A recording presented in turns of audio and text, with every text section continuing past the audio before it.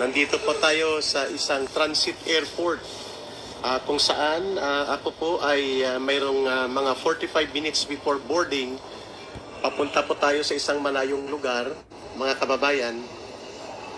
Bagamat ako po ay nalulungkot, subalit kailangan kong gawin. Sa aking pamilya, sa aking mga kababayan, nakakalungkot po itong paglalakbay ni Ka Eric. Sapagkat ngayon po ay kinakaharap natin ang isang napaka-importanting sangandaan o crossroad sa ating bansa tungkol po sa sitwasyon ng malala na pagbulusok ng ating bansa sa iyong bulok na pamumuno at gobyerno. So, sa mga kababayan natin, live po ako ngayon. I have only around 25 minutes to go. Nag-update lang ako sa inyo, I'm safe, but I'm sad. Ligtas po ako pero nalulungkot ako sapagkat ako po ay lumisan sa ating bansa, pansamantala, na hindi ko nakausap ang pamilya ko. At sa ating mga kababayan, nasa napakahalagang sangandaan po tayo dahil ngayon po ay nagkakaroon ng malubhang krisis sa politika, lalo na yung pagpapadukot kay Pangulong Duterte at illegal na kakadetine niya ngayon sa Europe, sa Netherlands. At mismo ang anak niyang si Vice President Sara Duterte nagsabi, malabong makakabalik kaagad si Pangulong Duterte sa Pilipinas. So, ngayon, ang ating bansa ay patungo sa isang malubha at posibleng malala na krisis sa politika. At maapektuhan ang ating ekonomiya at ang buong kabuhayan at kalagayan ng ating bayan. Ngayong araw yata magkakaroon na naman ng Tuwadcom o Tridorcom meeting, itong mga alipores ni Tambaloslos, no? Yung mga bulok at mga kurakot na politiko at abusado, kagaya dyan ng mga Tricom nila, upang busalan at tanggalan po ng karapatan ang ating mga mamamayan na makapagpaambag, makapakinig at mapapadaloy ang katotohanan mula sa mga independent social media-based political commentators, kagaya po ni Ka Eric. So ngayon, we expect na bago po matapos ang araw na ito, dyan sa atin, Friday, maya-maya, maglalabas sila ng arrest order by way of citing us in contempt. No? Dahil hindi kami daw sumisipot sa kanilang mga pinapatawag na abusado, mapanupil at bingatibo na uri ng paggamit at pag-weaponize sa Kongreso by abusing their contempt powers in order to perpetrate ang tinatawag na climate of fear at ang suppression of free speech and freedom of expression. So sa mga nagpapaka-message ngayon, maraming salamat sa inyong prayers, sa inyong message of support. Na-appreciate ko po, bagamat mabigat ang kalooban ni Ka Eric, at bagamat ako po ay nakakaranas ngayon ng panibagong kalungkutan na hindi ko ubos maisip na mga mangyayari po sa pamilya ko at sa ating bayan din na mawawalay ako sa inyo, no? I'm preparing now to board. Hindi ko muna sasabihin po kung ano ang airline at saan ako papunta. Power tripper kasi ang mga umiiral ngayon sa poder at gobyerno ni Marcos. Yes. Hindi po kami nagkausap nila Ma'am Lorraine Badoy at nila Attorney Trixie. I do not know about their plans. But on my part, ngayon ko po isisiwalat sa inyo. Umalis talaga ako kasi ang plano sa akin, I have been informed by reliable sources sa loob po ng ating contact sa Kongreso na kapag nakuha ako by way of arrest order ng Kongreso nila Tambaloslos, hindi po ako ididiretso doon sa House of Representatives. Kundi ididiretso ako sa Quezon City Jail o isang city jail at ang target sa akin po ay assassination, pagpatay talaga. Kaya nag-decide na ako na mag-sidestep. No? Ang source ko po is very reliable. Ang plano po kay Ka Eric ay talagang assassination, pagpapaslang. At palalabasin lang na aksidente ang nangyari dahil nagkaroon ng kaguluhan sa loob ng city jail. Ang pinakamalapit po na city jail na dadalhan sa akin ay Quezon City Jail. At doon po magaganap ang assassination. Kilala ko rin po ang nagpapautos kasi ang kumausap sa akin ay isang former Lieutenant Colonel sa PNP.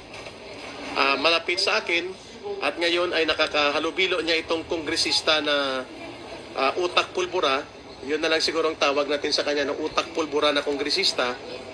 At sinabihan ako, sabi niya, Sir, hindi na to biro, mag-sidestep ka na. Kasi hindi ka lang ikukulong. Malamang ma-assassinate ka sa loob ng kulungan.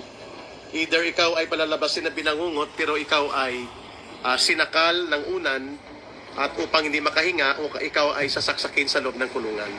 Kilala niyo po itong congressman na utak pulbura, hindi ko muna pangalanan ng kanyang name, no? Pag nasa lugar na secured na ang ating location, siya po ang isa sa nagpautos na i-operate si Ka-Eric. Of course, kagustuhan din yan po nila Romualdez, nila baka Marcos, si matatalas na contempt kritiko man sa ay kanilang Congress. tanggalin sa landscape of public commentary and Grabe talaga itong sa bangag na pagdevelop gobyerno. ng namumuo na malawak at malakas na kilusang protesta ng mga mamamayan. Kaya kung makipapapansin niyo po, pulang-pulang mata ko, hindi lamang po sa naluluha ako kaninang madaling araw, kundi wala pa akong tulog. No? I've been away for almost 16 hours, no, na hindi ako nakakatulog pa dahil nagmamatsyag tayo ng paligid natin. No? Baka si Paduano yan, ha? Sabi ko nga, hindi naman ako aalis. Pwede naman ako dyan mag-semi underground. Pero dahil nga sa limitasyon ng support system sa Pilipinas, pwede pa akong maipatumba doon sa mga kriminal na mga elemento. Correct. At pwede din po ang NPA ay lumakas ang loob para isagawa po ang tinatawag na SO or Standing Order against sa akin. Kaya tama po, iniisa-isa na po kami. And mamaya po malalaman natin na isa-isang dadamputin po ang mga nandyan sa Pilipinas at hindi po sila makakapagpiyansa, no? Yun po ang iniiwasan ko. Hindi po ako takot na makulong, pero takot ako na hindi ka makakapagbigay ng laban. Dahil ikukulong ka sa isang city jail, wala kang kalaban-laban at doon ka papatayin at palalabasin lang na nagkaroon ng rambulan at ikaw ay nadali sa isang rambol sa loob ng city jail. Hindi ko muna i-detalye ang information pero very, very revealing. Kilala ko na po si Congressman Utak Pulbura po nagpautos at sinabi ko na rin po sa mga kakilala ko na nasa security forces, sabi ko bakit wala kayong magawa sa taong ito? Hindi naman kumpirmado kung ito ay nag-surrender o hindi. At may mga kaso pa yata ito na pending, no? Hindi ko na nakalkan. Baka si Paduano. Ang sobra ang kanyang NPA din yan. At ang mga tao na tumulong sa gobyerno at nagtatanggol ng demokrasya na lumalaban sa katiwalian, sa mga kurakot sa gobyerno, sa abusadong opisyal ng gobyerno at pati po sa communist terrorist group, ay siya ngayon ang tinatarget for assassination. Maliban po sa hit order ang tawag yan yung ibinaba na order na pag nakulong ako, nakuha ako dito by way of illegal arrest order na ilalabas ng Kangaroo Court nila Tambaluslos, ay dadaliin ako sa loob ng kulungan. Ang NPA din po na unit o ang tinatawag nilang Special Partisan Operation Unit o isang Special Unit Prospero Operations ay nagtatakam-takam na rin po na birahin ako. Kasama dyan si General Parlade na bibirahin nila at saka si Lorraine Badoy. No? Palalabasin din nila ito na ang nag-hit ay mga death squad ng NPA pero combined ito may mga criminal elements. Sinabi ko rin po ito, no? Yung tarantado na nagsasabi na guni-guni ko lang ito, yung pangalan niya Ferdinand Magsilang, zombie ito, no? Pasalamat ka, hindi kita kilala personal, no? Pag nakita kita, may kalalagyan ka rin, Ferdinand Magsilang, no? Guni-guni ko daw. Ikaw ang tarantado, kulukoy. Kilala ka na namin, no? Papasok-pasok ka dito. Wait, i-time out mo natin itong kulukoy, ha? Okay, remove. No? Tarantado din ito, Tapos pag-remove, wait lang, ha? Ayan, may mga nagpapakulay na. Hindi ko siya makita, paano siya i-time out, no? Kasi cellphone tong gamit ko. Thank you, Abby Quinn, sa pagpapakulay. Mamaya ko na siya i-remove, pero alam ko naman na zombie ito si Ferdinand Magsilang. may kalalagyan din ito, no? Makikilala din natin ito. Ang source po natin ay dalawa. Mula po sa security unit sa loob ng House of Representatives. At ang pangalawa po, na talagang seryoso na kumausap sa akin, dati siyang Lieutenant Colonel sa pulis. Ang status po niya ay nagre-reappeal na maibalik sa serbisyo. Yun lang muna ang hint ko, pero nagtatrabaho siya kay Utak Pulbura na congressman bilang Special Protection Unit. Kaya tinimbrihan ako kasi kilala kami personal. Huwag mong sasabihin, baka So, pag-initan pa. Yan po ang dahilan kung bakit nag-sidestep na ako. Kasi hindi na ito pwede na bibigyan mo ng pagkakataon na ang mga kriminal na elemento na nasa ilalim ng kumpas nila Tambaloslos at ni Marcos ay mamamayagpag, including ang mga teroristang grupo. Click mo name niya, sir, tapos hide mo. Hindi, oo nga, nawawala siya eh. Thank you sa inyong simpatiya.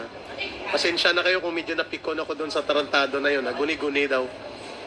Hindi ko lang ma-mention itong Lieutenant Colonel, mga kababayan, kasi kaibigan ko rin at on process po na mag-reapply siya. Pero ang kanilang grupo po ay controversial class ito sa academy. Na may idea na kayo ha.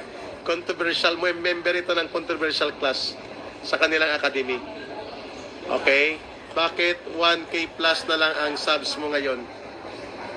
Hindi ko alam, hindi ko pa nakita. 1K ba? 50K eh. Hindi ko alam kung 1K, baka iba yung napuntahan mo. Ipa-check ko po sa pinsan ko kung 1K na lang. Ang alam ko, 50K ang subscriber ko. Paano siya naging 1K? Huwag mong sasabihin na kung i-check sino nyo lang po, yung lieutenant, baka At, mabuking. i-check ko rin sa pinsan ko. Kung magkaganon pa man din, hindi man tayo maapektuhan na magpapatuloy. Pero hindi ko alam Kiara vlogs, no, kung 1K, 50K plus na tayo eh. Hindi man yan 51K, hindi 1K. Hindi, iba ito eh. 1K yung followers, pero yung subscriber, 51K. 51K plus eh, hindi po 1K. 52K. Baka yung follower lang nakita mo. Okay, anyway, maraming salamat sa inyo Pasensya kayo, napikon ako doon sa zombie na pumasok. Mantakin mo buhay kung nakataya, sabihin niyan guni-guni. Hindi po ako aalis dyan, mga kababayan, at mag-sidestep kung hindi po konfirmado na may hit. Ang tawag po dyan sa assassination, may hit order.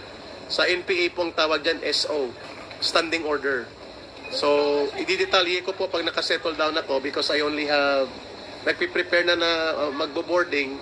I have around mga 10 minutes more to go. Alright, Yeah. ingat-ingat.